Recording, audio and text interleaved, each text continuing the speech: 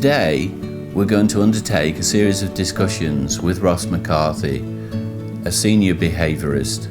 He's going to discuss with us some of the cases and some of the behavioural issues that we, as practitioners, deal with in the Canine and Feline Behaviour Association.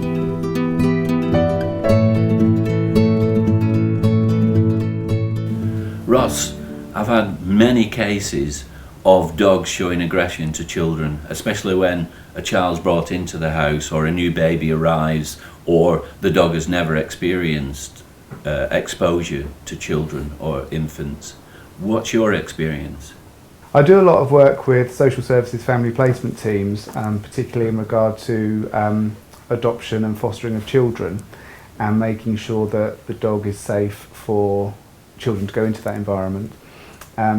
And obviously in the course of my daily work, quite often I'll see dogs that are specifically aggressive to children, whether that's children coming into, visiting children coming into the property or children in the street. And of course, if you don't condition your dog at the appropriate age, or the dog is not familiar with the bizarre animated behaviour of children, then if they encounter that later on in life, then that can be somewhat problematic, simply because dogs are not used to the way that they move. So children move very differently to the way the normal adult moves, and that can often trigger a dog's aggression. Ross, can you give me a particular example of a case that you've dealt with? I recently saw some clients with a little Lhasa Apso, and they'd had the dog for probably about 3 months. It was a rescue dog, and they'd noticed that in the street the dog would run up to children barking. It wasn't going up to bite, it would just run up, bark and circle them. And the lady was pregnant, so she was concerned that the dog's attitude to dogs in the street would obviously come into the home, and when they tried to bring a new baby in, that would be problematic. So I went out with them, and with the usual safety caveats, we conducted some tests just to see really what the dog's motivation was. And as is typical in these cases, the dog was just fearful of the unknown, really, the strange way that children were running around and suddenly changed direction, and the vocalisations that they often make.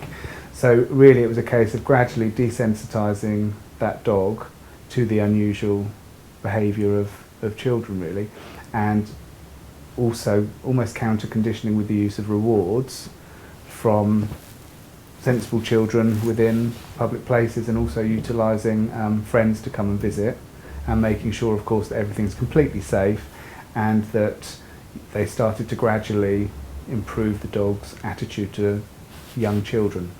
And of course, as a part of that, I gave them some advice on bringing their own baby into the house, because although I didn't anticipate a problem when they first brought the baby home, obviously the crawling stages and the toddling stages that children go through, that can be when dogs can react aggressively simply because of this seemingly strange and unknown behaviour. And regarding the new baby, I think we had about 8 months to work with the dog in the home to start altering the routines, really, because what often people do is they don't think too much about the likely lifestyle changes for the dog when the baby arrives. So I encourage people to talk to each other, really, and think about how their lifestyle is going to change, what impact the baby's going to have on them, and how that affects what they're currently doing with the dog.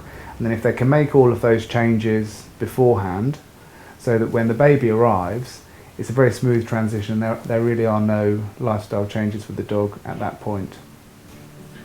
Yeah, that's interesting. Thank you.